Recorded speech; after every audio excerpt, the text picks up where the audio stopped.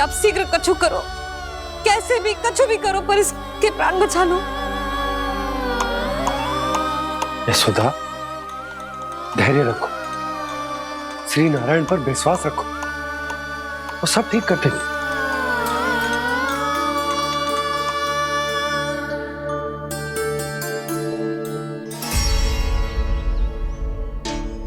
विष की काट की मेरे पास जितनी जड़ी बूटी थी मैंने सब अर्क बना के पिला दी, पर इसकी दशा में अभी तक कोई सुधार नहीं दिख रहा है। यह अंतिम जड़ी बूटी है, अगर इससे भी चमत्कार नहीं हुआ तो फिर जो नारायण की इच्छा।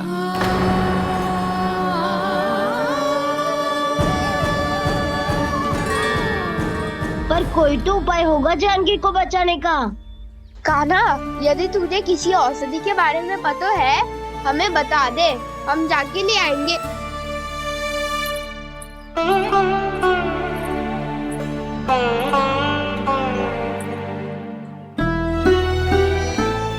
हे नारायण, हे प्रभु, मेरी जानकी के प्राण बचा ले प्रभु। या तो मैं अपने आप को कभी क्षमा न कर पाऊंगी। ये सारी मेरे ही कारण बनाई थी। उसकी रक्षा करो प्रभु, मेरी पुकार सुनो। कान्हा, तूने हमें बकासुर से बचाया था ना? और बकासुर से भी तो, और छन्ने से भी तो तूने ही बचाया था ना हमें। क्या ऐसा कोई उपाय ना है जानकी को बचाने का? धन्वंतरी,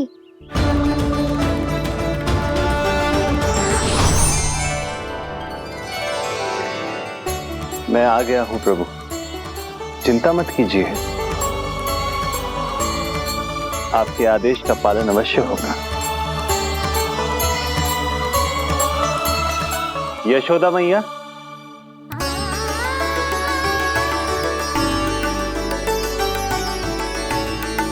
मैया आपको कोई पुकार रहा है।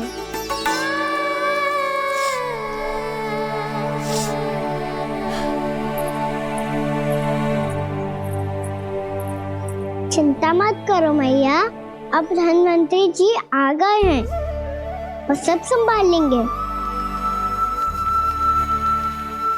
धन्वंतरी जी कौन है? जिन्होंने संसार का आयुर्वेद दिया, आरोग्य के देवता, वे श्री नारायण के अवतार।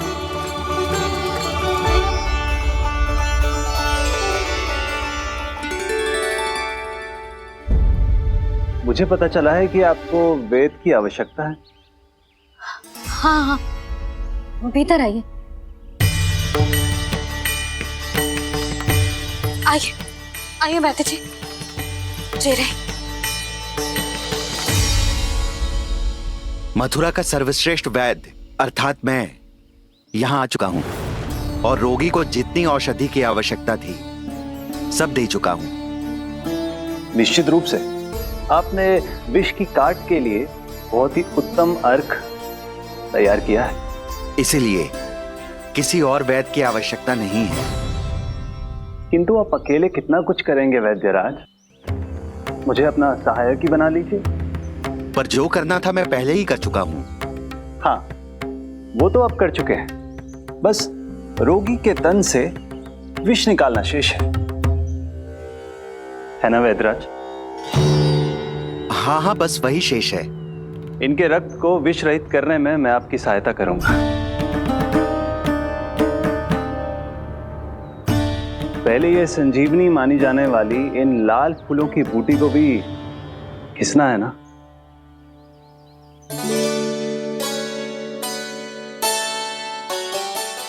हाँ हाँ, तुम सही कह रहे हो, इसे अच्छे से घिसो।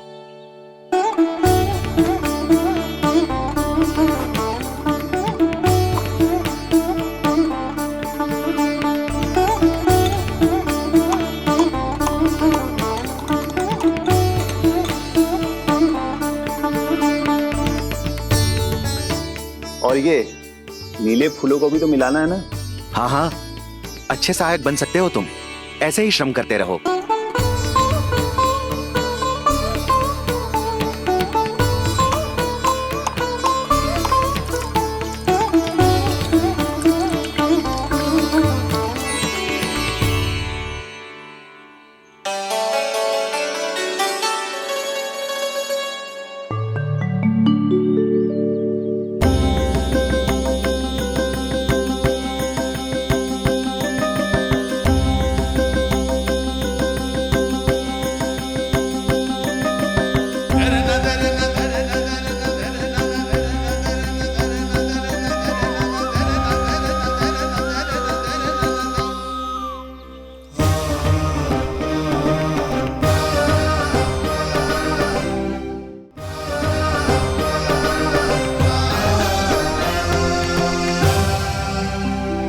जानकी स्वस्थ हो जाएगी ना धन्वंतरी जी?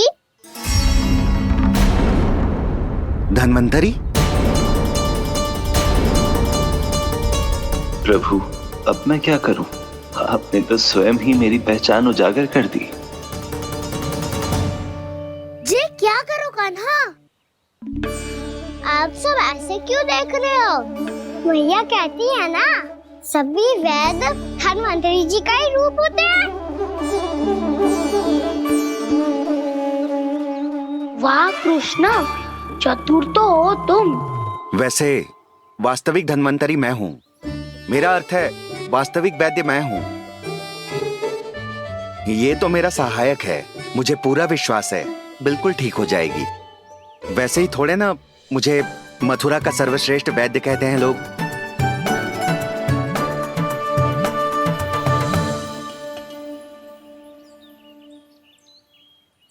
जसोदा भाभी, जसोदा जी, जानकी को चेतना आ गई। जानकी, जानकी, जानकी, तू ठीक है ना? क्षमा करना भाभी, मैं आपके लिए जल ना ला पाई। बस बहुत भूख लगी है। मैं अभी कछु लाती हूँ। जानकी माखन खाओगी?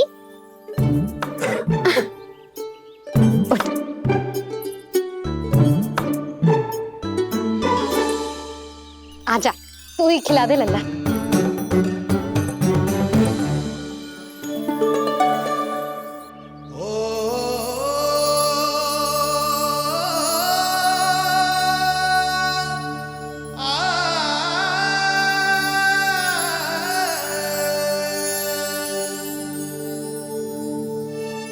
तुम सब मेरे लल्ला को माखन चोर कहती हो ना?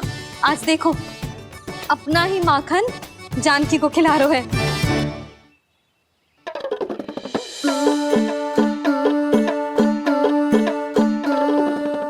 थोड़ा और विश्राम कर लो। सदैव तुम हम सबकी सेवा करती हो, आज मैं तुम्हारी सेवा करूंगा। जानकी की जिद दशा तब हुई जब जय यशोदा काकी की सेवा कर रही थी, और अब देखो स्वयं भगवान ही इसकी सेवा कर रहे हैं। जानते हो इससे क्या सिद्ध होता है? जो भी यशोदा मैया की पूजा करेगा, अर्थात अपने माता पिता की सेवा करेगा, उनके साथ सम्मान से व्यवहार करेगा, ईश्वर स्वयं उसका ध्यान रखेंगे। कभी धन्वंतरी के रूप में तो कभी स्वयं कान्हा के रूप में। भक्त और भगवान का देखो कैसा ये अनुराग, स्वयं करे सेवा प्रभु, अद्भुत गोपी का भाग्य। प्रभु इन सब पृथ्वीवासियों से कितना घुल मिल गए हैं। ना तो ये प्रभु को भगवान मानते हैं और ना ही प्रभु अपने आप को इनसे सर्वश्रेष्ठ समझते हैं। अपने आचरण से ये सिद्ध कर रहे हैं कि ये सभी में हैं और सभी इनका ही अंश है।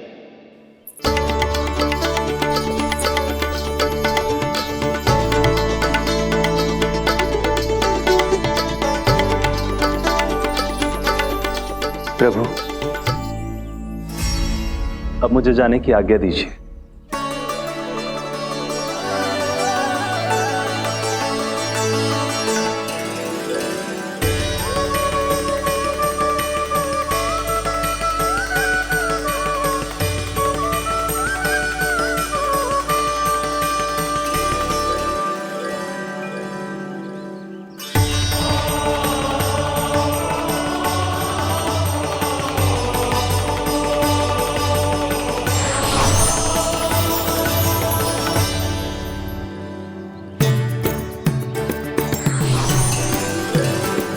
कान्हा ने तो सच्ची में धन्वंतरी जी को बुला लिया था।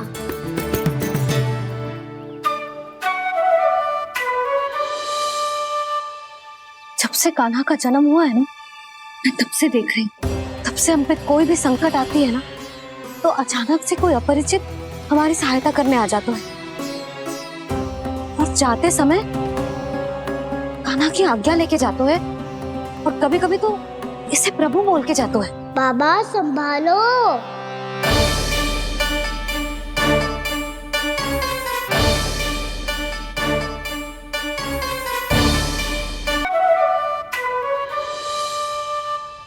जब से कान्हा का जन्म हुआ है ना, मैं तब से देख रही हूँ, तब से हम पे कोई भी संकट आती है ना, तो अचानक से कोई अपरिचित हमारी सहायता करने आ जाते हैं, और जाते समय कान्हा की आज्ञा लेके जाते हैं, और कभी कभी तो इसे प्रभु बोल के जाते हैं। बाबा संभालो। यशोदा, इस जानकी को चढ़ो है और विचित्र विचार तुम्हारे मन में है। अरे सब जानते हैं कि हमारा परिवार राजसी, तुम्हें पता ना चलते हो पर हमारे कान्हा को सब राजकुमार ही समझते हैं देखकर, इसीलिए उसे सम्मान देने के लिए सब ऐसा ही करते हैं, और कोई बात ना है।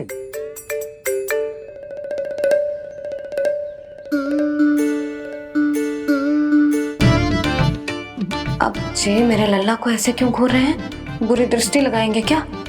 वैद्यराज जी, आपके सहायक तो गए, अब आप यहाँ क्यों? वो क्या है ना, मैं अपने रोगी का निरीक्षण करके पूरी तरह से संतुष्ट होकर ही जाता हूँ।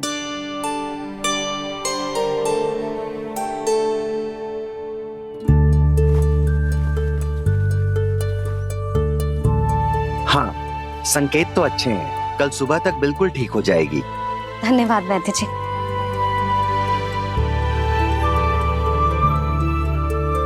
बस तो फिर हम कल पकड़ पकड़ाई खेलेंगे जानकी।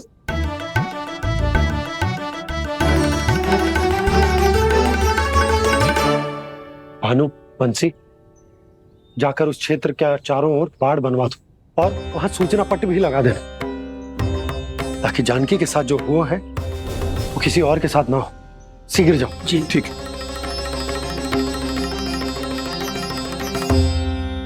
बाड़ और सूचना पट लगवाने से समस्या का समाधान नहीं होगा बाबा। निर्दोष पशु सूचना पट देखकर भी कुछ समझ नहीं पाएंगे।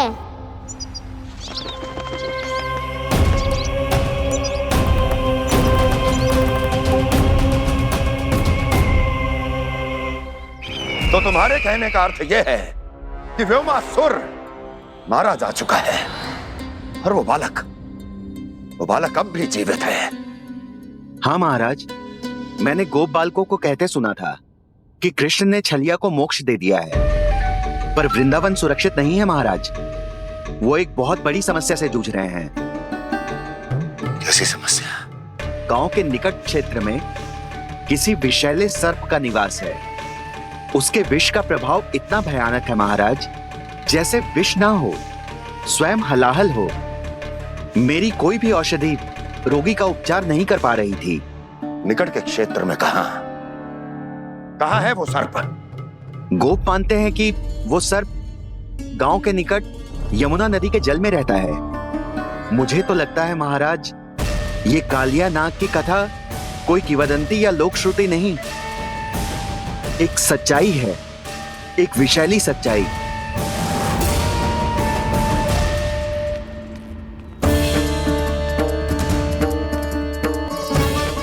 कालिया का सामना करने का समय आ गया है, पर उससे पहले मुझे बुलाना होगा उन्हें।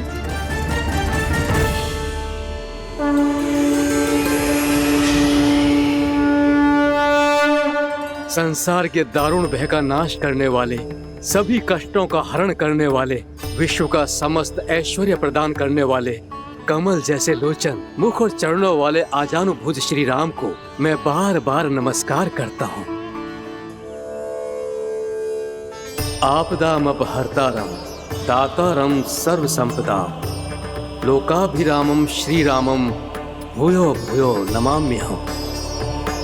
कागभूसोंडी, कागभूसोंडी, कागभूसोंडी। प्रभु क्षमा करें, मुझे जाना होगा।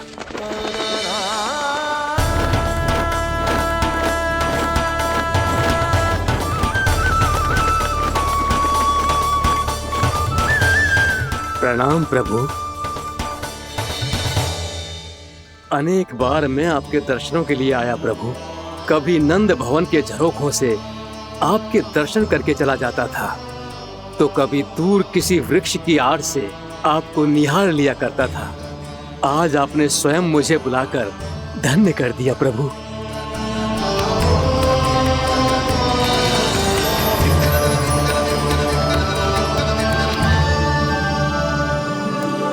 मैंने आपको यहाँ एक विशेष कारण से बुलाया है। आपके श्राप से इस कालिया नाग को मुक्त करने का समय आ गया है। ये तो बहुत ही उत्तम समाचार है प्रभु।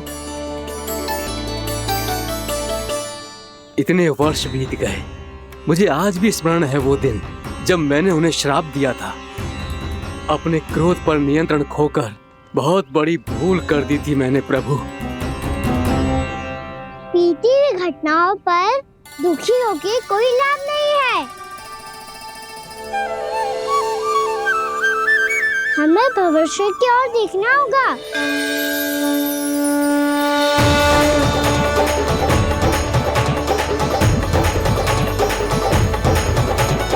आदेश कीजिए प्रभु, क्या आज्ञा है आपकी?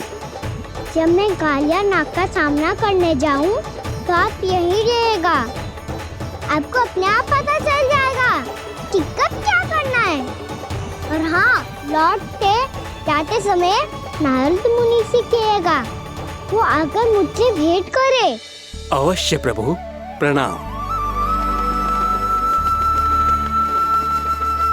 क्या इसने सच्ची में देवर्षि नारद को बुलाया है? नारायण नारायण, आपको संदेश भेजने की आवश्यकता नहीं थी। आप स्मरण करते और मैं चला आता। तुम्हारा कल्याण हो नारद।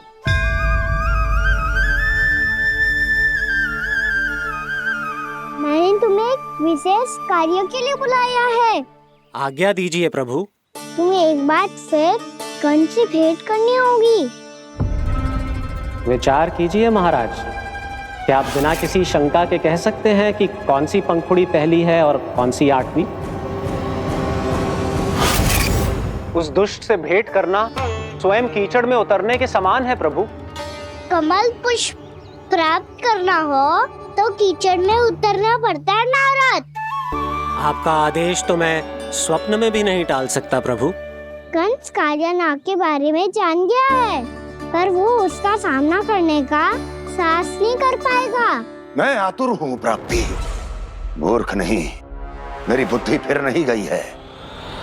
मैं स्वयं उस कालिया जैसे महाविषैले सर्प के सामने खड़ा हो जाऊं और अपने ही काल को आमंत्रित कर लूं। तो फिर अपने लाभ के लिए उसका प्रयोग करने का कोई और उपाय सोचिए स्वामी। कुछ ऐसा कीजिए कि यमुना नदी का पूरा जल विषैला हो जाए और वृंदावन वासी उसका उपयोग करे, और आपका काल कहलाने वाला वो बालक स्वयं काल के गाल में चला जाए। उत्तम उत्तम सुझाव है प्राप्ति। अब मुझे उस कालिया तक पहुंचने का मार्ग ढूंढना होगा।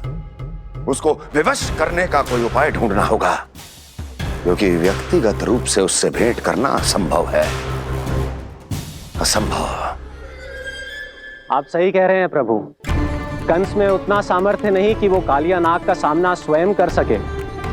वैसे तो कालिया गरुड़ देव का भी सम्मान नहीं करता, तो फिर वो कंस का सम्मान क्यों करेगा भला?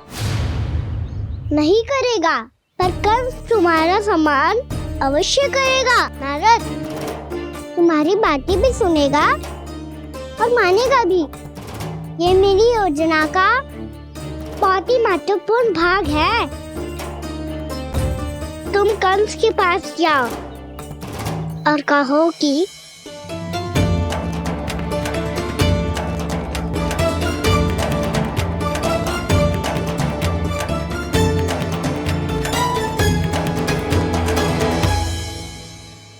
संतान अपने माता पिता को तीर्थ का सौभाग्य दिलाती, पर मेरा लल्ला कितना महान है कि उसने हमारे घर को ही तीर्थ बना दिया।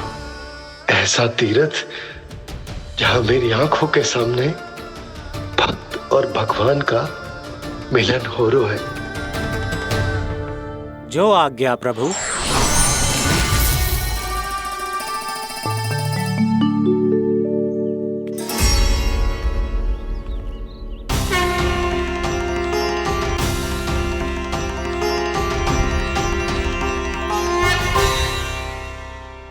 बाबा। कान्हा, ये सब क्या चल रहा है? पहले काक भुसुंडी जी और फिर जे नारद जी। क्या योजना बना रहे हो तुम? कान्हा, बताना लल्ला, क्या सोच रहे तू? कान्हा देख, अगर तुझे अपने बाबा को ना बताना हो ना, अपने भक्त को बता दे। क्या सोच रहे हो लल्ला? क्या करने वाले हो आप?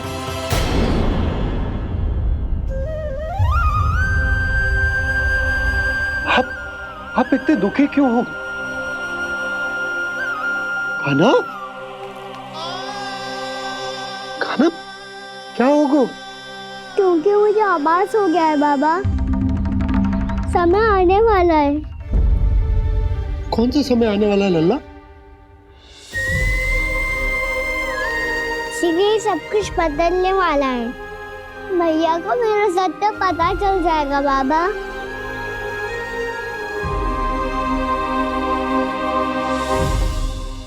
पर लल्ला, इसका काक भुसुंडी और कालिया नाग से क्या संबंध है?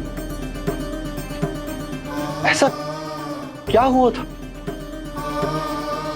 और क्या होने वाला है?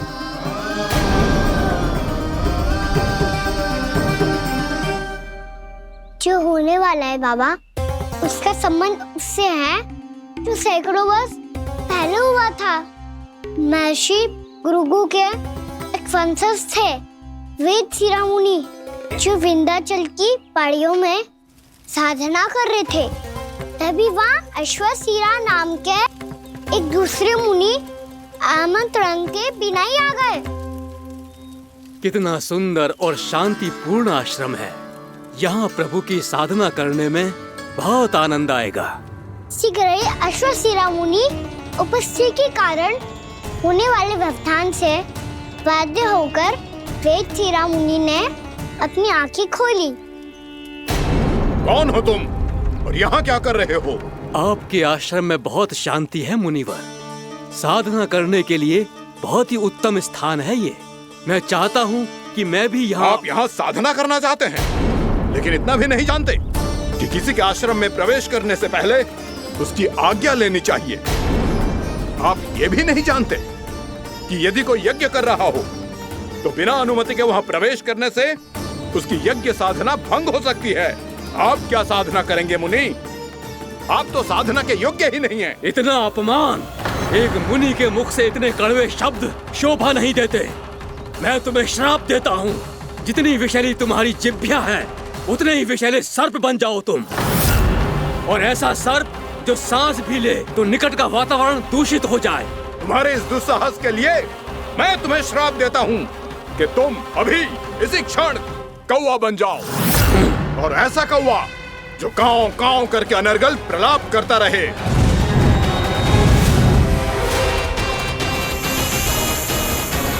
ये मैंने क्या किया? ये मैंने क्या किया? क्रोध के कारण दोनों ने एक दूसरे को श्राप दे दिया। पर दोनों ही मेरे भक्त हैं और भगवान होकर मैं अपने भक्तों को इतनी कठिनाई में कैसे देख सकता था। इसीलिए जिस संकट में उन दोनों ने अपने आप को फंसा लिया था, उसका समाधान करने में मैं उनके पास गया।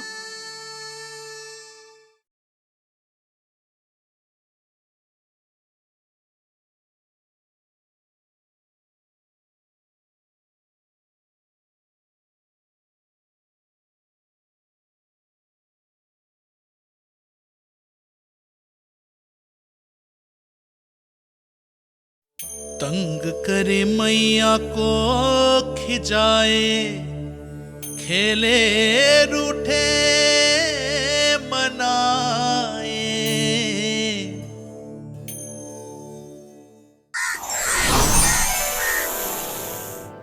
देखिए ना प्रभु, ये क्या हो गया हमसे? हमारी रक्षा कीजिए प्रभु, मार्ग दिखाइए हमें। क्रोध पर नियंत्रण ना होने के कारण आप दोनों ने एक दूसरे को बहुत ही भीषण संकट में डाल दिया है। आप दोनों ही तपस्वी, तप के बल से दिए गए आपके श्राप को लौटाना भी संभव नहीं है। प्रभु कोई तो उपाय होगा, हम आपके शरण में हैं प्रभु। अपराध तो हमसे हुआ है प्रभु, पर अब आपसे ही आशा है। कुछ ऐसा कीजिए भक्त वत्सल, जिससे हम दोनों के श्राप का प्रभाव कुछ कम हो जाए। आप दोनों ही मेरे भक्त हैं, इसलिए आपकी पीड़ा का निवारण करने का एक उपाय है मेरे पास। वेद शिरामुनि, जब आप कालिया नाग बनेंगे तो आपको मेरे चरणों को अपने शीश पर धारण करने का सौभाग्य मिलेगा। और अश्र शिरामुनि, आप काग योनि होने के बाद भी आप श्रेष्ठतम ज्ञान और सर्वाधिक यौगिक सिद्धियों के स्वामी होंगे और प्रवचन दिया करेंगे।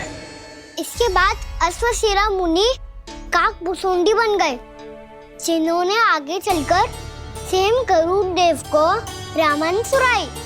और मुनि वेदशिरा महर्षि कश्यप और देवी कत्रियों के पुत्र कालिया नाग बनकर जल में। और अब वही कालिया नाग जमुना जी में, जिनके कारण जानकी के प्राण लगभग चले ही गए थे। अब कालिया नाग को उचित स्थान पर भेजने का समय आ गया है बाबा। पर ये तो अच्छी बात है कान, वेदशिरा मुनि को दिया हुआ तुम्हारा वचन भी पूरा हो जाएगा, जमुना जी की शुद्धि भी हो जाएगी। इस सब के बाद भी तुम दुखी क्यों हो? क्योंकि इसके बाद मैया के सामने मेरा रहस्य खुल जाएगा बाबा। उन्हें पता चल जाएगा कि उनका बालक कोई साधारण बालक ना है। भविष्य में जो होने वाला है उसे सबके सामने घटने से रोकना मेरे लिए भी संभव ना होगा। मैया को सब पता चल जाएगा। क्या पता चल जाएगा रे मुझे?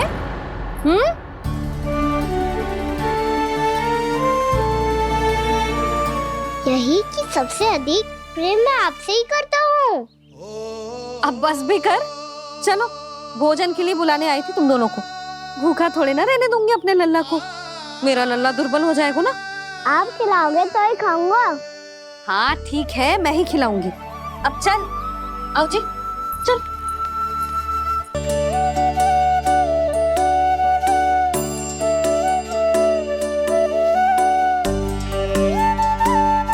मैया खेलो ना मेरे साथ। मैया सुनो ना, मेरी बात ना मानोगी?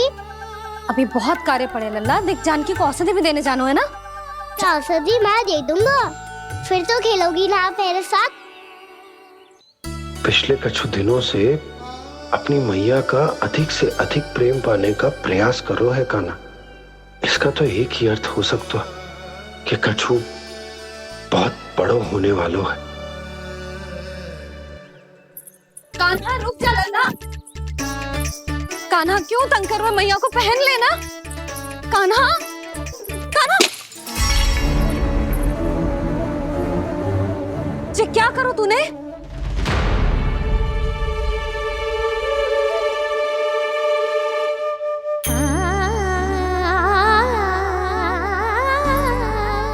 अच्छा ठीक है, अब मुंह लटकाने की आवश्यकता ना है। ये ले।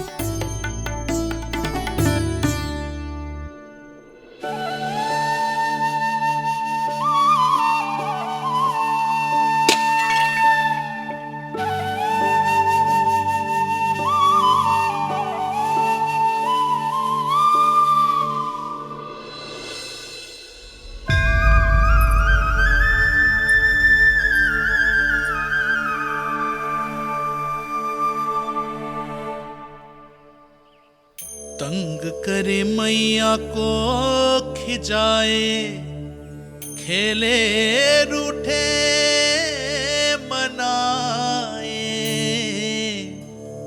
लीला अनोखी करके शरारत, कान्हा दंड भी पाए।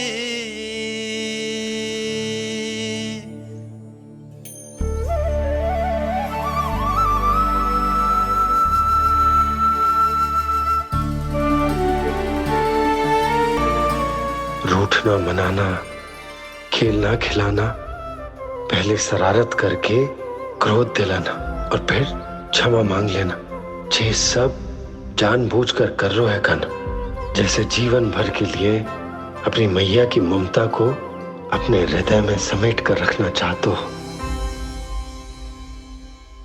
कैसे कैसे करूं उस कालिया से मित्रता, कैसे करूं उसका उपयोग?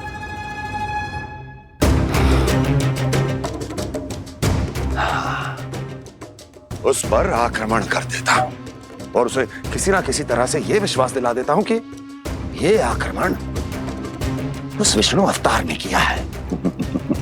फिर वो क्रोध में आकर सारे वृंदावन वासियों को अपने विष से समाप्त कर देगा। उचित है, ये उचित है। नारायण हरि, नारायण हरि।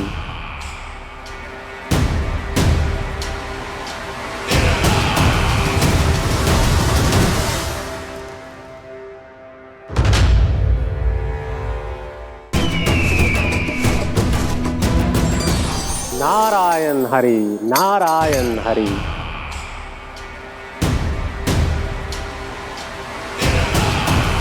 प्रणाम देवर्षि। किस योजना में कितना लाभ है और कितनी हानि, यह आंकलन करते करते थक गए होंगे मथुरा नरेश। देवर्षि, आज मेरा ध्यान कैसे आ गया आपको? आप तो सदैव ही मेरे ध्यान में रहते हैं महाराज कंस। सत्य तो यह है कि मथुरा में जो भी हो रहा है मुझसे छिपा हुआ नहीं है। मैं जानता हूं कि आप किसी भी असुर को वृंदावन क्यों ना भेजें, और वो असुर कितना भी शक्तिशाली क्यों ना हो, कृष्ण का सामना नहीं कर पाता। या तो पराजय स्वीकार करके आपके पास लौट आता है, या तो फिर वीर गति को प्राप्त हो जाता है।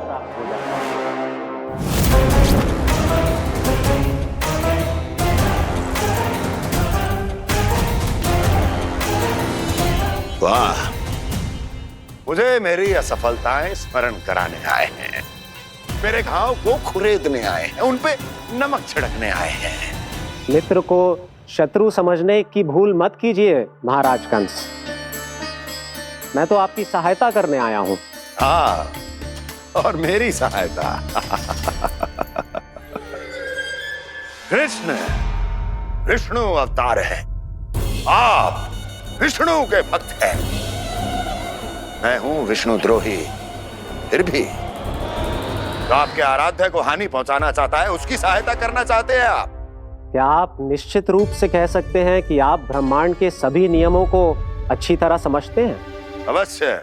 आपके लिए बस इतना ही जानना पर्याप्त होगा कि मैं जो कुछ भी कर रहा हूं उसके लिए मेरे व्यक्तिगत कारण हैं। मैं तो बस आपके हित में पिछली बार की तरह एक सुझाव लेके आया था, पर यदि आप मेरा सुझाव सुनना भी नहीं चाहते तो आपकी इच्छा। नारायण हरि, नारायण हरि। कारण चाहे जो हो, इनके पिछले सुझाव के कारण ही आज मेरे शत्रुओं की संख्या कम है। अन्यथा मैं देवकी के अन्य पुत्रों को भी जीवित छोड़ देता, और आज वो सब अपने भाई के साथ मिलकर उसकी शक्ति को अनेक गुना बढ़ा देते। ठहरिए देवऋषि।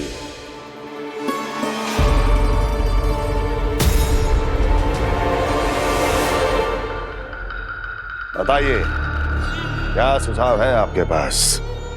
मेरे सुझाव का नाम है कालिया नाग।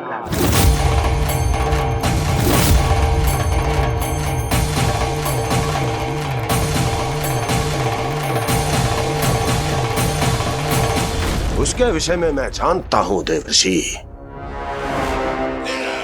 तो समस्या यह है कि मैं स्वयं उससे मिलने नहीं जा सकता, उससे भेंट नहीं कर सकता। उस कृष्ण की हत्या के लिए उसको वृंदावन जाने के लिए तैयार नहीं कर सकता। तो मत जाइए उसके सामने और ना उसे भेजिए कृष्ण के सामने। हर बार आप किसी न किसी असुर को अपने शत्रु के क्षेत्र में भेजते हैं, जहां शत्रु उसका सामना करने के लिए पूरी तरह से तैयार होता है और आपका असुर मारा जाता है। इस बार शत्रु को युद्ध स्थल चुनने का अवसर मत दीजिए महाराज। इस बार योजना का जाल ऐसे बुनिए कि कृष्ण स्वयं उसके पास जाने के लिए विवश हो जाए। कालिया नाग स्वयं काल है, मृत्यु का दूसरा नाम है। उसके विष का उपयोग अपने लाभ के लिए कीजिए महाराज। वैसे कालिया के विष की अधिकता का अनुमान तो होगा ही आपको।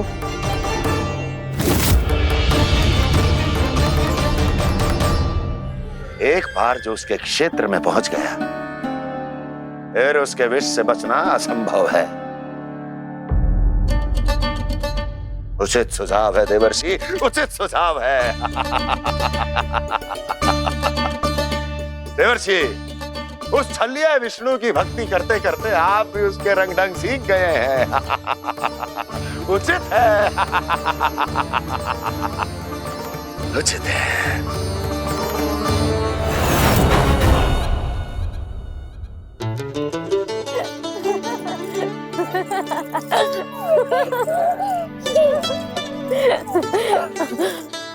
बस बस, बहुत आनंद ले लियो लल्ला।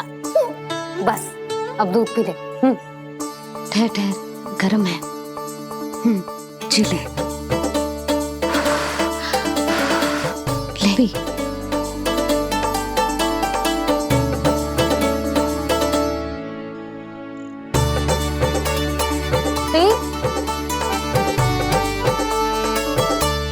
मैं ना होती तो ना जाने क्या होता तेरा। अपने आप दूध भी ना पी सकते है, भावला कहीं का। आपकी इस प्रेम के लिए तो मैं धरती पे आया हूँ मैया। मैं भी यही सोच रहा हूँ यशोदा कि तुम ना होती तो मेरा क्या होता। इसी बात पे थोड़ा दूध और कजू खाने को दे दो। अरे मैं तो भूल ही गई। तनिक ठहर जाओ जी, जी दूध पी लेना तो आपके लिए भी कछु ले आती हूँ।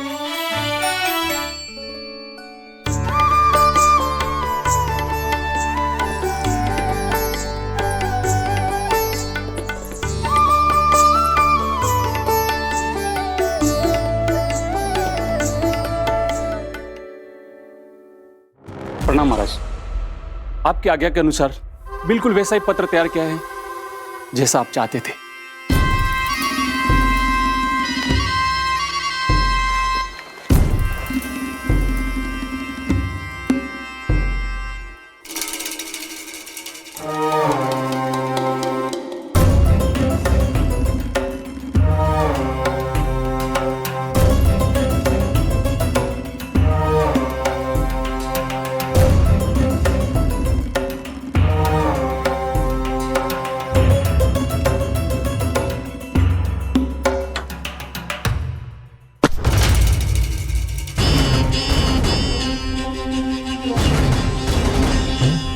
कृष्ण जन्म से लेकर आज तक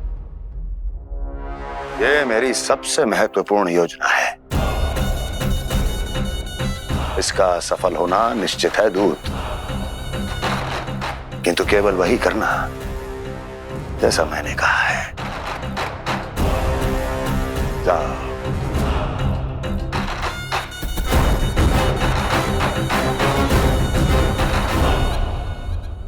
कान्हा,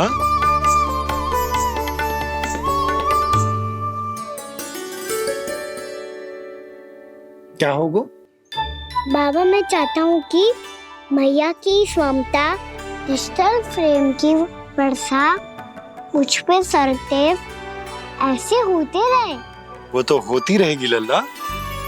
अपने लल्ला के लिए किसी मैया का प्रेम कभी कम हो सकता है भला?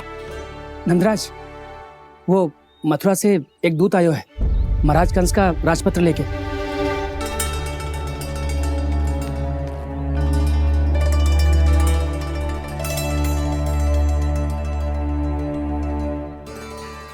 कान्हा, अब क्या करने वाला है?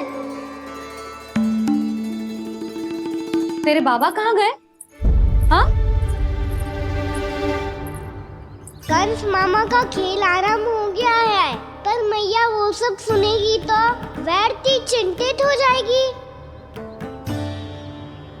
बस थोड़ा बाहर गया मैया, कछु खा लिए से। बाहर इस समय? मैया, क्या होगा? मैया देखो ना, पीठ पे कछु हो रहा है। मेरा हाथ ना पकड़ो, आप करो ना। यहाँ? क्षमा करना मैया, पर अभी बाबा को ही संभालने दो ये सब। कहिए, क्या संदेश लाए हैं आप? नहीं नंदराज, नहीं। महाराज कंस का आदेश है कि ये संदेश सभी गांव वालों के साथ ही पढ़ा जाए। ठीक है, मैं गांव वालों के सामने पढ़ दूंगा, पर मुझे तो दीजिए पढ़ने के लिए। महाराज की आज्ञा का पालन करना आपके लिए भी आवश्यक है नंदराज। सभी गांव वासियों की सभा बुलाइए। बंसी, सभी गांव वालों की सभा बुलाओ। राजपत्र में ऐसा क्या संदेश भेजो है कंस ने? अब मेरे पत्र को पढ़कर सब भौचक के रह जाएंगे। और वो कृष्ण, उस कृष्ण के पांव के नीचे से तो भूमि खिसक जाएगी, आकाश फट पड़ेगा, बिजलियां गिर जाएंगी। प्राप्ति, ओ प्राप्ति, कंस का पत्र स्वयं को बहुत अधिक शक्तिशाली समझता है ना वो। अब देखता हूं कैसे वो इस महासंकट का सामना करता है। वो कृष्ण, वो अपनी मृत्यु स्वयं चुनेगा या मृत्यु की वेदी पर चढ़ा देगा प्रिय वृंदावन वासियों को।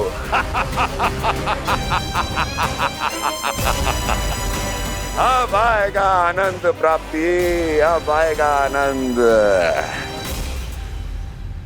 सबको इकट्ठा करवा के ही पढ़वाएगो। अवश्य ही कोई विशेष संदेश दिया होगा कंस ने। मैं भी यही सोच रही हूँ सुलक्षणा जीजी, कछु ना कछु तो विशेष है, पर जे हो क्या सकता है? हाँ, बात तो सही है। ऐसा क्या हो सकता है? सभी गांव वासियों के सामने कहा जाए, कछु तो विशेष अवश्य लग रहा है। बाहर तक कोलाहल क्यों हो रहा है? मैया, मैया, अब क्या होगा? मैया देखो ना, सर पे कछु हो रहा है। लल्ला, नारायण ने तुझे हाथ दिए हैं ना? पीठ की बात अन्य थी। अपने सिर की सेवा स्वयं कर। सर पे तो हाथ पहुंच रहा है ना?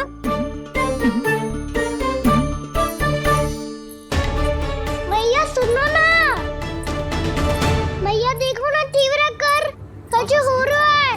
मैया देखो ना, तीव्र कछु हो रहा है।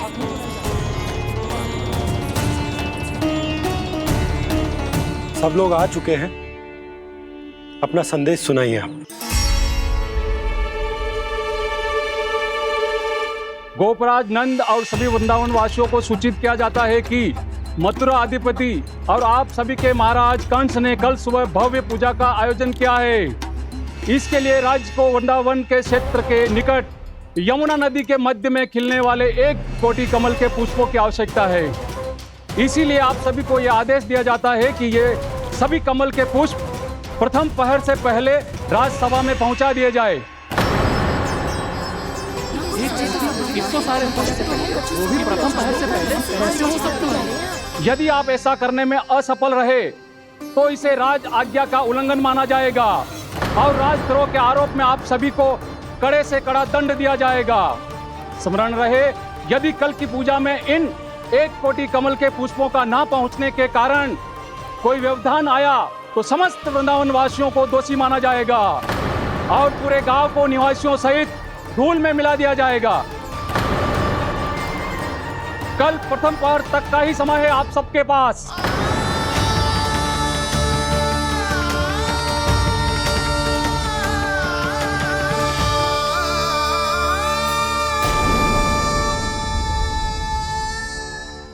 एक कोटि कमल पुष्प, वो भी कल प्रथम प्रहर में? ऐसे कैसे संभव है? और कोई साधारण पुष्प ना, यमुना नदी के मध्य खिलने वाले विशेष कमल के फूल चाहिए उन्हें।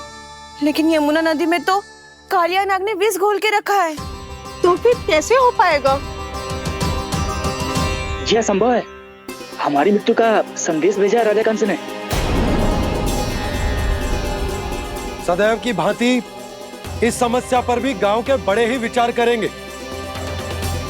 बालकों का यहाँ होना उचित ना है।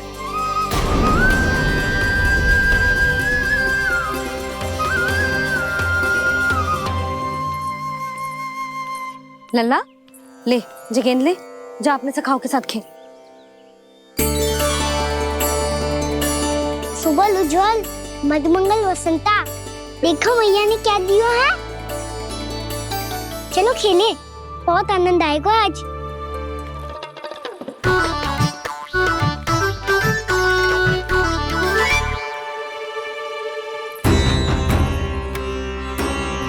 भानु, बंसी, जाओ और शीघ्र ही वो घेरे का कार्य समाप्त करो।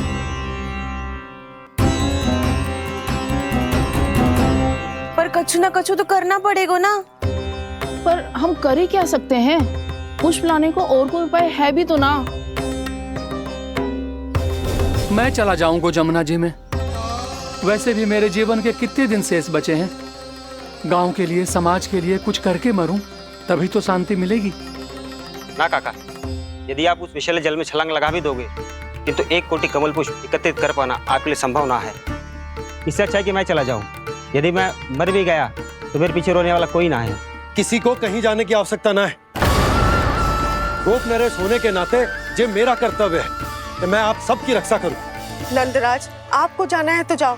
हरिया, काका, भैया सब चले जाओ। लेकिन आपको पता है वहाँ का जल कितना विषैला है। आप लोग एक क्षण भी जीवित नहीं रह पाओगे। फिर कैसे इकट्ठा करेंगे 1 कोटि कमल पुष्प? आप बात तो सही कह रही हैं शांति। उस दुष्ट कंस ने ऐसी मांग रख के हम सबको फंसा दिया। हम में से कोई भी क्यों ना चला जाए और इस संकट का समाधान ना निकले को। कान्हा, बताना कौन सा खेल खेलें? गेंद पकड़ खेलते हैं। पर एक बात सुन लो सब, कोई भी तीव्र गति से ना फेंकेगा गेंद को। भैया ने फ्रेम बनाई है मेरे लिए। सब तैयार हो?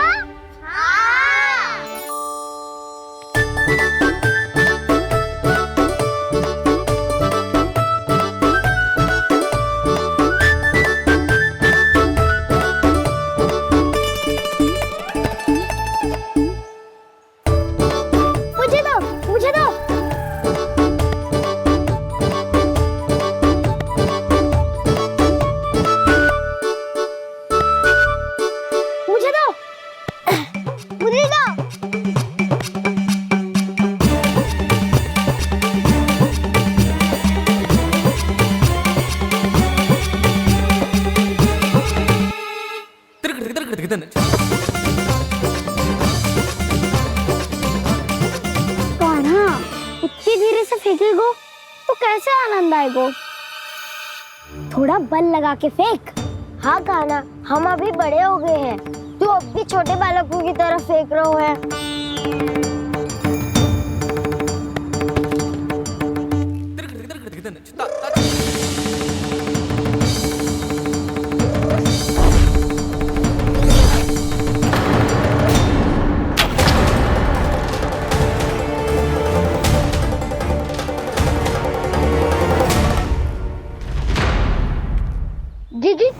करो कान्हा, गेंद तो डूब गई।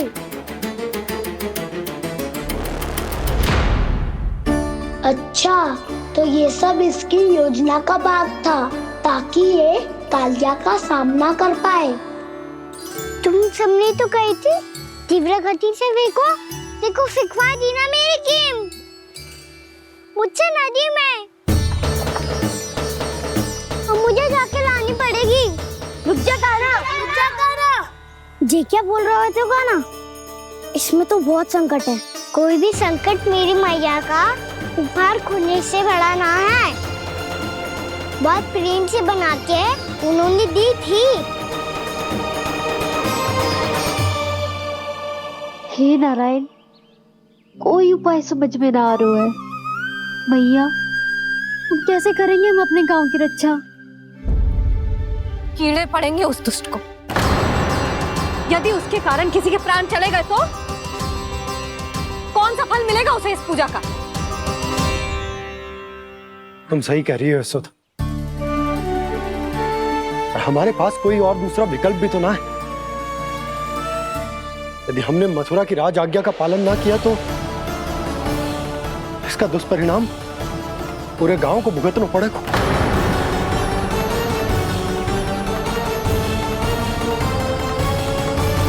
कान्हा, तुम्हें पता है कि तू भगवान है, दिव्य है, बहुत शक्ति है तुझमें। पर फिर भी हम तुझे विषैले जल में ना जाने दे सकते। कुछ होगा तो तुम सब इतनी हट कर रहे हो तो ठीक है, ना जाऊंगा।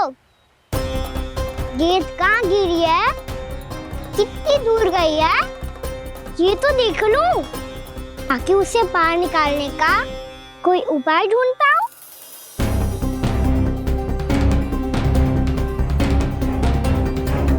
हाँ।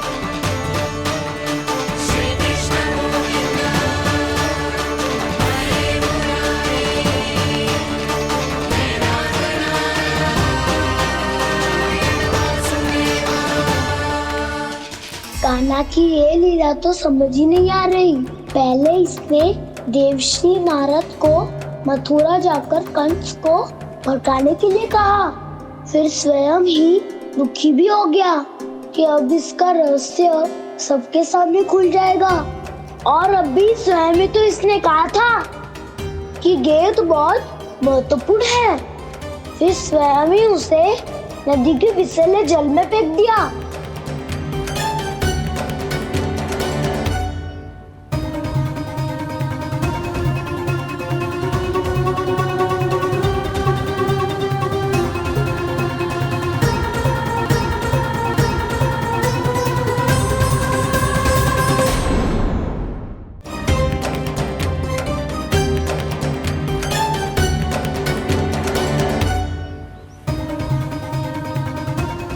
कान्हा, तू ऊपर क्यों चढ़ रहा है? अरे ऊंचाई से देखूंगा तभी तो गेंद दिखेगी।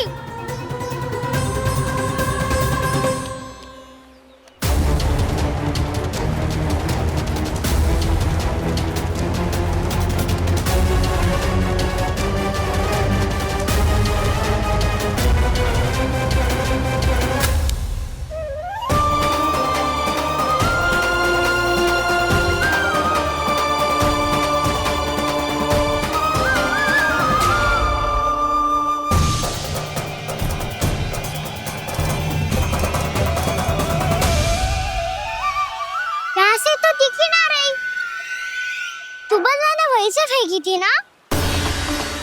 ना, वहाँ से फेंकी थी। कहाँ से? नहीं ना, वहाँ से।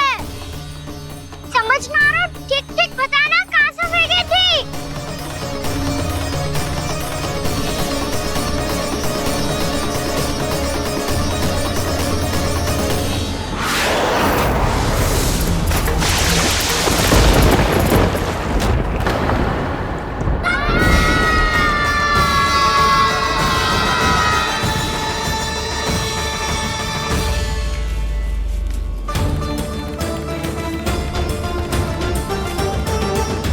कालिया नाग के क्षेत्र में जाकर कोई भी जीवित वापस ना लौट सको है।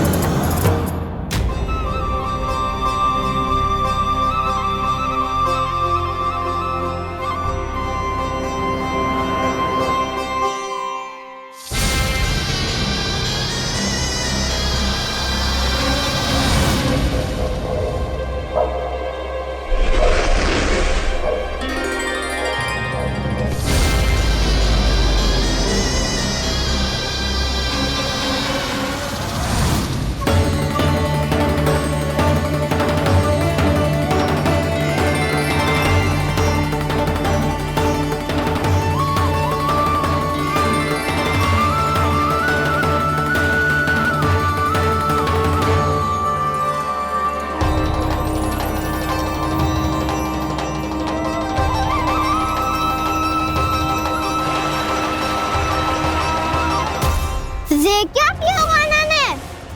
कालिया नाग तो उसे देखते ही निकल जाएगा।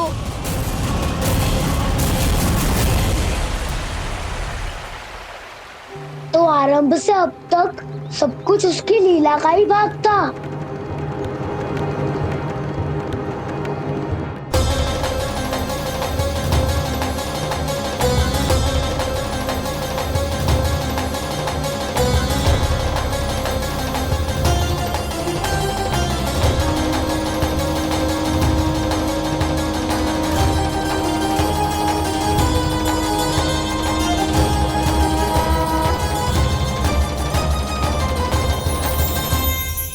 इतना सुंदर रूप, मन मोहने वाली मुस्कान, अद्भुत तेज और भगवान जैसी दिव्यता। कौन हो तुम? हाँ, तुम्हें देखकर तो हम सब सम्मोहित ही हो गए।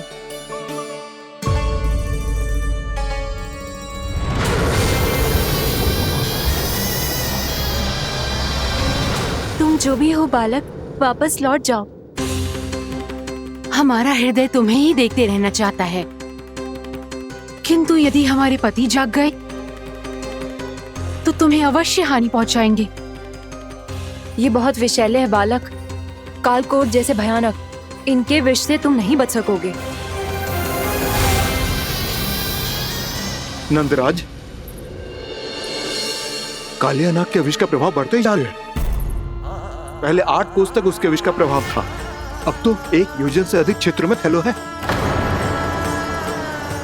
जल पीने के प्रयास से अनेक पशु मारे गए हैं और नदी के निकट के वृक्ष और वनस्पति सब नष्ट होने लगे।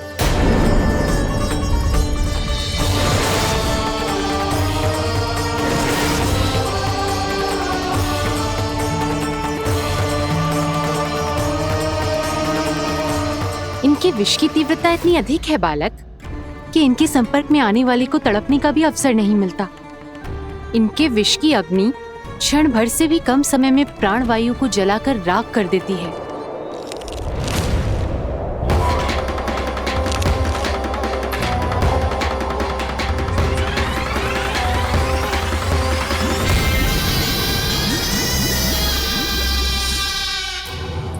तब तो समस्या और भी गंभीर हो जाएगी।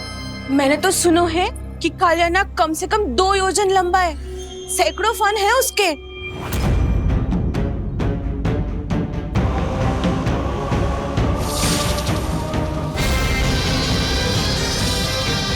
इसका अर्थ तो ये है कि हम दोनों ओर से फंस गए। एक और कंस को 1 कोटि कमल पुष्प देने जो कि कालिया नाग के क्षेत्र में पड़ते हैं, और दूसरी ओर उस कालिया नाग का विष यमुना जी के क्षेत्र में बढ़ता ही जा रहा। इसके कारण हम ही नहीं, निर्दोष पशु पक्षी भी संकट में। इन दोनों समस्याओं का एक ही समाधान है, उस कालिया नाग का सामना करना।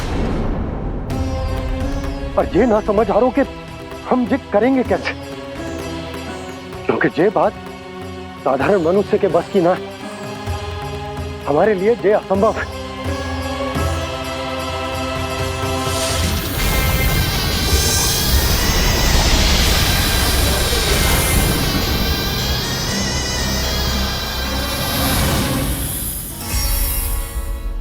अब तो तुमने अपनी आंखों से भी देख लिया बालक, ये कितने विषैले हैं।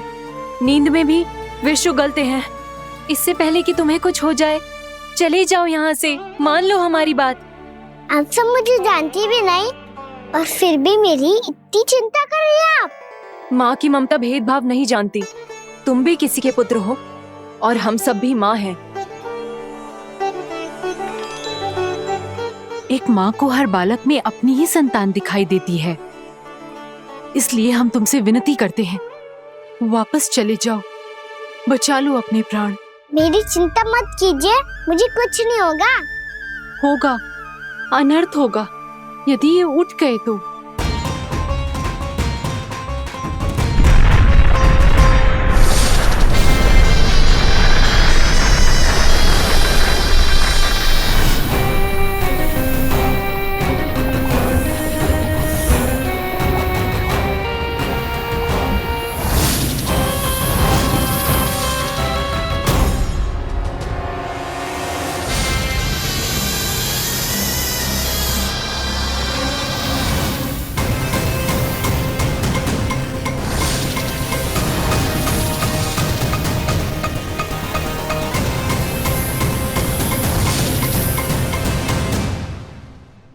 सामने होते हुए भी अपने इश्क को केवल वही देख सकता है जो अपना अभिमान त्याग चुका हो।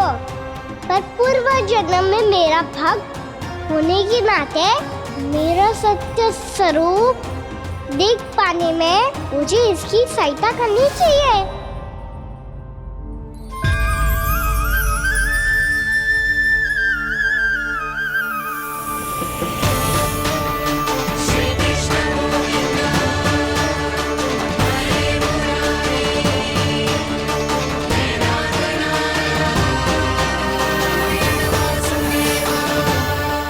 देखो हमारा छोटा सा कान्हा कैसे डट के खड़ा हुआ है। इतने विशालकाय, इतने महाभयंकर सर्प के सामने।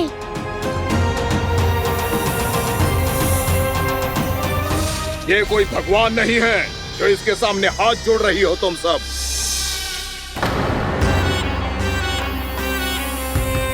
एक सामान्य साधारण बालक है ये, जो ये तक नहीं जानता कि इसके सामने है इसका काल, कालिया। तू कौन है बालक? मेरे इतने निकट आकर भी तू जीवित कैसे है? मेरी नहीं, अपनी चिंता करो कालिया। बहुत मनमानी कर ली तुमने। अब बस मैं तुम्हें रोकना हूँ। अब बस मैं तुम्हें रोकना हूँ। बित्ते भर का है तू, मेरे विष के बारे में जानता ही क्या है? और कहता है मुझे रोकने आया है। किससे? किससे रोकना चाहता है तू मुझे? मुझे क्रोध दिलाने की भूल मत कर बालक। अपनी फुंकार से ही तेरी इस मुस्कुराहट को अंतिम मुस्कुराहट बना सकता हूं मैं। शीघ्र बता, कौन है तू और किसने भेजा है तुझे? तुम्हें आवाज भी है कि अपनी पुकारों से तुम कितना विष भूल चुके हो। पवित्र यमुना नदी को कितना दूषित कर दिया तुमने। और यही नहीं, तुम्हारे कारण निकट के जीव जंतुओं, वृक्ष, वनस्पतियों सबको हानि पहुंच रही है। तो क्या? मुझे उससे क्या? मुझे है, मुझे है। आपत्ति है मुझे तुम्हारी इस व्यवहार से, और इसीलिए तुम्हें यहाँ से जाना होगा, यहाँ से जाना होगा।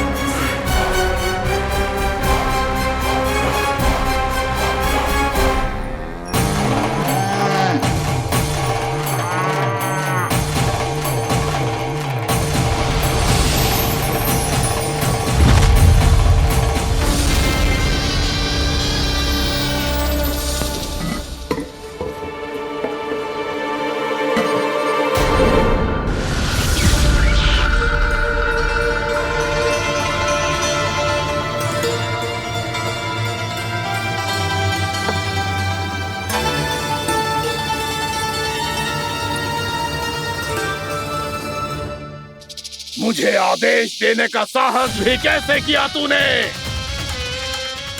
इस क्षेत्र को मैंने अपना राज्य बनाया है, मेरा परिवार रहता है यहाँ, और तू मुझे यहाँ से जाने के लिए कह रहा है?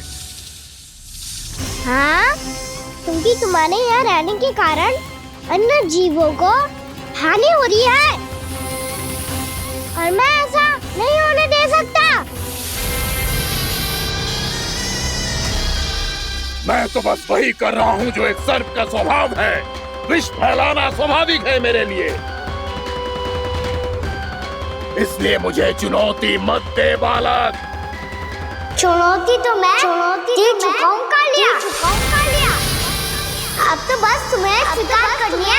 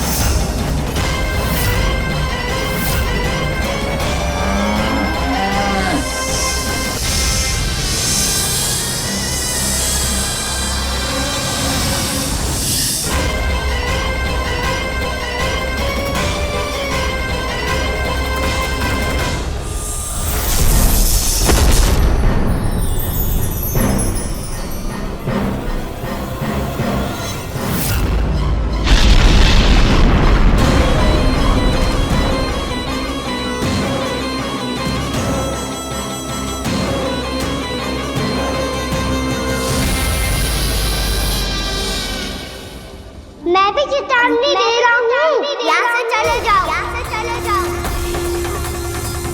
अपनी भूल को पहचानो कालिया, तुम जो कर रहे हो अनुचित है।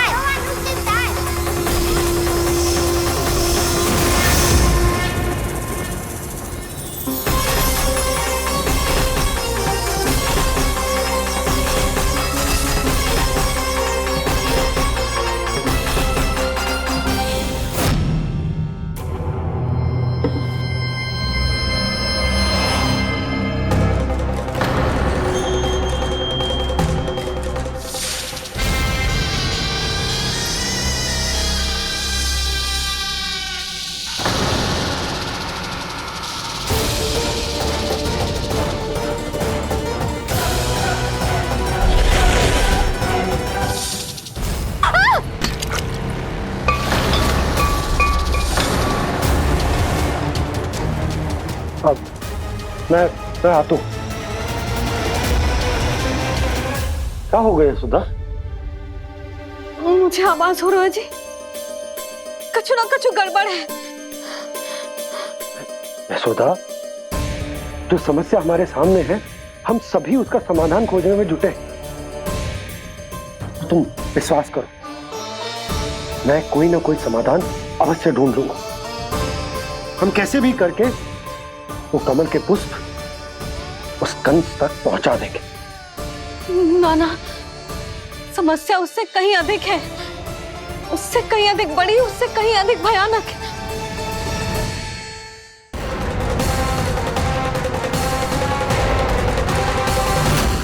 इसकी ये बूंद से ही सबके प्राण चले जाते हैं।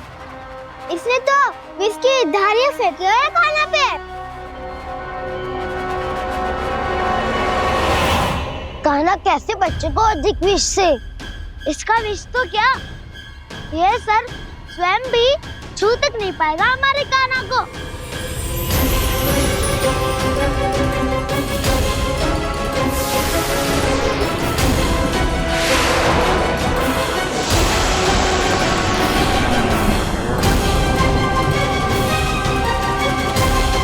तुम्हारे सखा को, मेरे भाई को कोई हानि नहीं पहुंचा पाएगा। ये कान्हा का सत्य चाहे जो हो बलराम, पर अभी तो जो एक बालक ही है ना। देखो कैसे विष के कारण स्थिर हो गया है।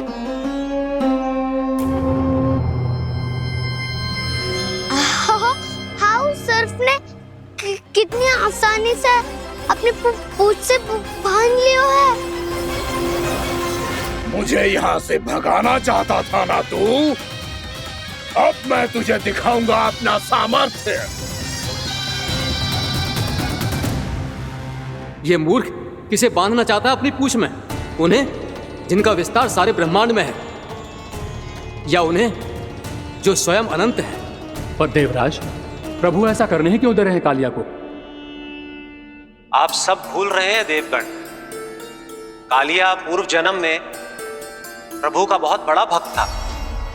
उसी भक्ति का फल मिल रहा है अब इसे। वैसे भी भक्तों के मन का भाव सबल हो तो भगवान तो सहज ही बंध जाते हैं।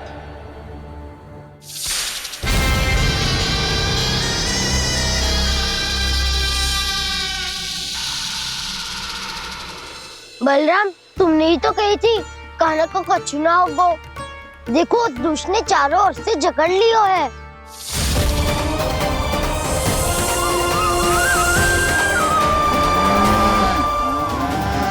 ये क्या कह रही हो तुम?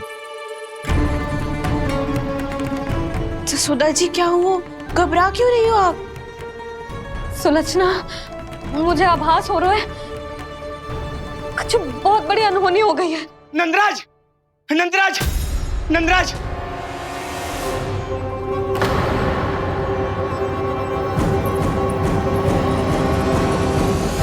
नंदराज, कान्हा ने जमना नदी में छलांग लगा दी है। कान्हा ने जमना नदी में छलांग लगा दी है। कान्हा ने जमना नदी में छलांग लगा दी है। कान्हा जमुना में कूद गया है। मुझे लगा था आज कछु गड़बड़ होने वाली है। मुझे आज कान्हा को ना जाने देना चाहिए था।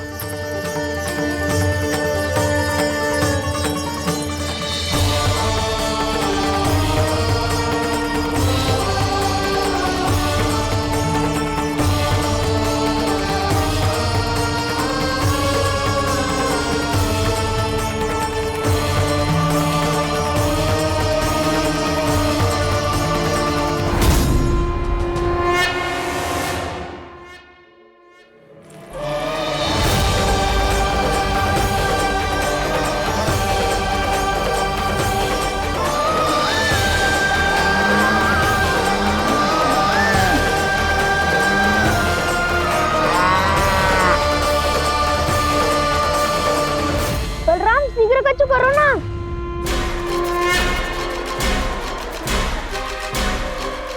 कछु भी करो पर कान्हा को बचाओ। नाग बहुत भयंकर है। कान्हा अकेले ना संभाल पाएगा इसे।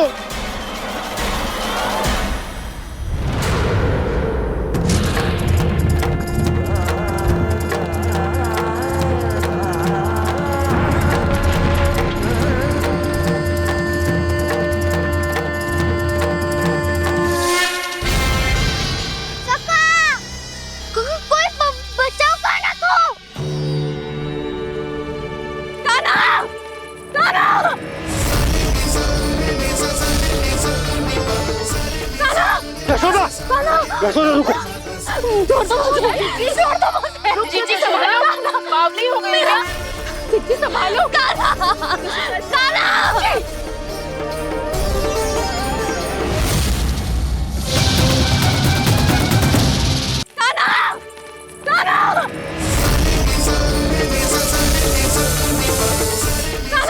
यशोदा, यशोदा रुको। छोड़ दो मुझे, छोड़ दो मुझे। जीजी संभालो, बावली हो गई क्या? जीजी संभालो। कान्हा, कान्हा। देखो अब कैसे तुम्हारे अस्थियों को तोड़कर छोटे छोटे टुकड़ों में बदल दूंगा मैं।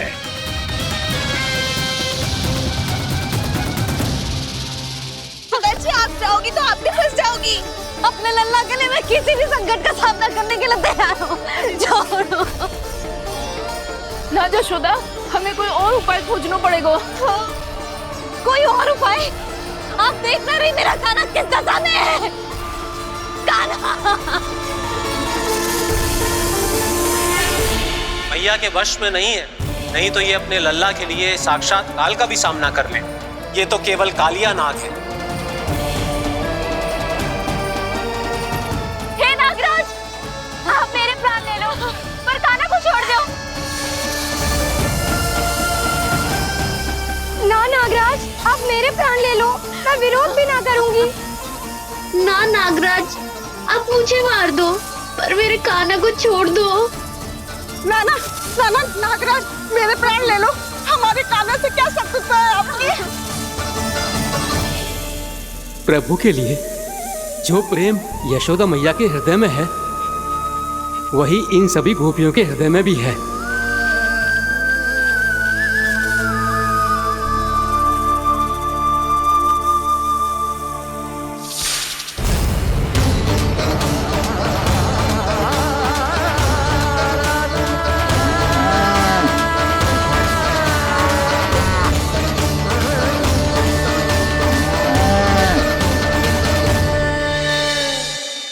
यशोदा, यशोदा, देखो इन गोपियों को, इन गैयाओं को, इन सब के मन में भी तुम्हारी भांति ही ममता भरी हुई। वो सब भी कान्हा से उतना ही प्रेम और स्नेह करती है, उतनी ही ममता से भरी हुई है जितनी कि तुम। तो तुम ही सोचो, जिसके साथ इतनी ममता और इतना स्नेह, इतना प्रेम, उसका कोई क्या कर सकता है? उस कालिया नाग का वेश इस सब आशीर्वादों के सामने कछु न है। कछु करो जी। उसे बोलो वो मेरे प्राण में से मेरे कान्हा को छोड़ दे। यशोदा,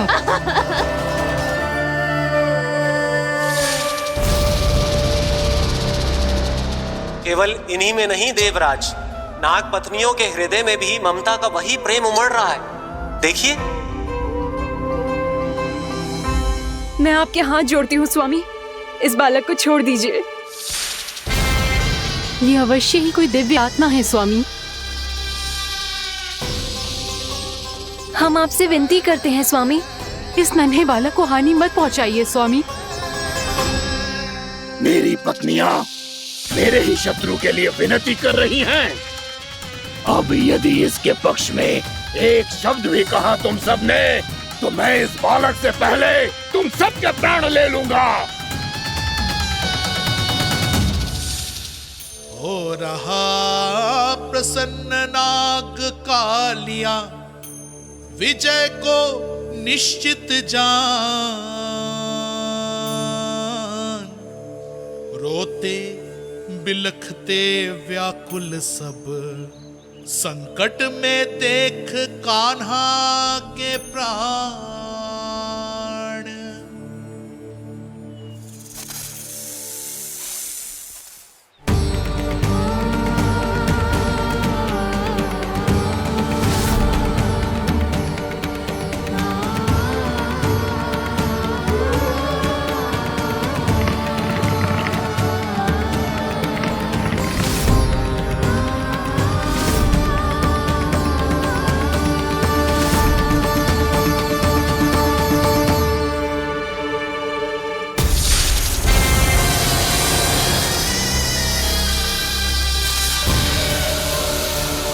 कुछ करो जी, मेरे लल्ला को बचा लो, कोई तो कुछ करो। जीजी, संभालो जीजी। यशोदा, यशोदा तुम शांत हो जाओ, मैं कान्हा को वापस लेकर आऊंगा, मैं रक्षा करूंगा उसकी। ना नंदराज, नंदराज नहीं, कम से कम आप तो समझो नंदराज, कालिया के पास आप जाओगे तो आप भी फंस जाओगे।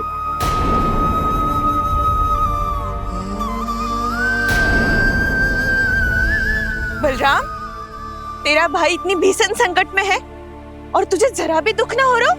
क्या आप सब अब तक नहीं समझ पाए कि कान्हा सच में कौन है? छोटे बाबा, आप तो उसका सत्य जानते हैं ना?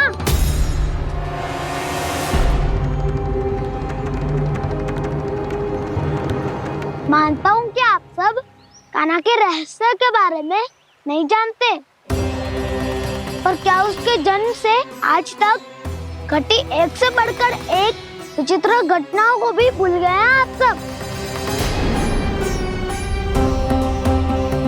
भूल गए हैं कि कैसी पूतना जैसी राक्षसी उसका कुछ बिगाड़ नहीं पाई, कैसे तरनावती जैसा भयानक राक्षस उसे एक खरोच भी नहीं दे पाया था।